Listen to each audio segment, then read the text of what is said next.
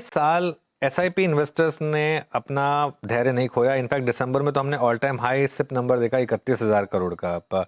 हरीश जी, कहीं ना कहीं एक रिस्क बनेगा क्या कि एफआईआई ऑलरेडी सेल साइड पर है, अगर इस डोमेस्टिक इन्वेस्टर ने आखिरकार पेशेंस गिव अप कर दी तो क्या ये मार्केट के लिए काफी खराब इवेंट हो सकता है? देखिए, हमारे हिसाब से 3 सेट ऑफ इन्वेस्टर्स है जो मार्केट के near term micro structure determine करते हैं। एक है म्यूचुअल फंड या डोमेस्टिक इन्वेस्टर, ओके। और डोमेस्टिक इन्वेस्टर में फोकस सबसे ज्यादा म्यूचुअल फंड की हो रही है, क्योंकि ऑब्वियसली इतना बड़ा ऐसे इंडस्ट्री बन चुके हैं हम सब।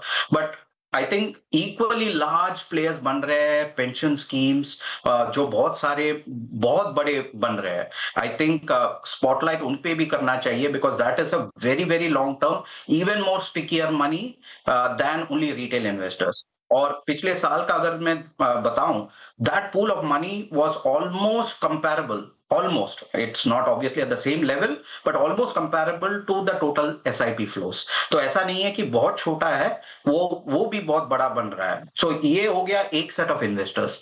दूसरा सेट ऑफ इन्वेस्टर्स है फॉरेन इन्वेस्टर्स, और तीसरा very important set of investors है जो रिटेल और एचएनआई इन्वेस्टर्स है। हमारा ये मानना है कि ये डोमेस्टिक इंस्टीट्यूशनल इन्वेस्टर्स है, जिसमें म्यूचुअल फंड हो, लाइफ इंश्योरेंस हो, पेंशन हो, ये फाउंडेशन देते हैं, विच इज कि हर महीना क्योंकि हमारे यहाँ फ्लो आता है, ऐसा नहीं कि हम जस्ट बिकॉज फ्लो आ रहे हैं उसी पे खरीद रहे हैं, बट ब्रॉडली मार्केट को ये एक वॉलेटिलिटी कम करने का की रीजन या की यूटिलिटी करते हैं। लेकिन जो नियर टर्म मार्केट का जो मूवमेंट है, वो तय करता है या तो फॉरेन इन्वेस्टर, बिकॉज वो मार्जिनल बायर या सेलर होता है, या रिटेल या एचएनआई इन्वेस्टर। हाल ही के टाइम पे हमने क्या देखा है कि दोनों फॉरेन इन्वेस्टर और रिटेल इन्वेस्टर एक्चुअली बैकफुट पे चले गए हैं, which is where market overall pressure में है।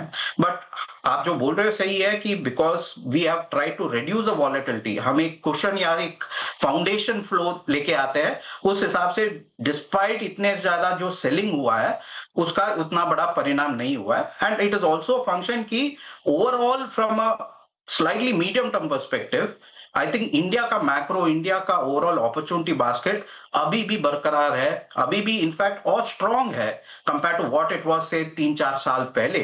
अगर मैं कोई भी मैक्रो इंडिकेटर की बात करूं तो आई थिंक इंडिया फंडामेंटल स्ट्रेंथ काफी हद तक बेटर हुआ है आज के टाइम पे compare to what it was before. And therefore overall sense यह है कि we are not very worried कि ये फ्लोस कुछ नेगेटिव हो सकता है एक्सेट्रा।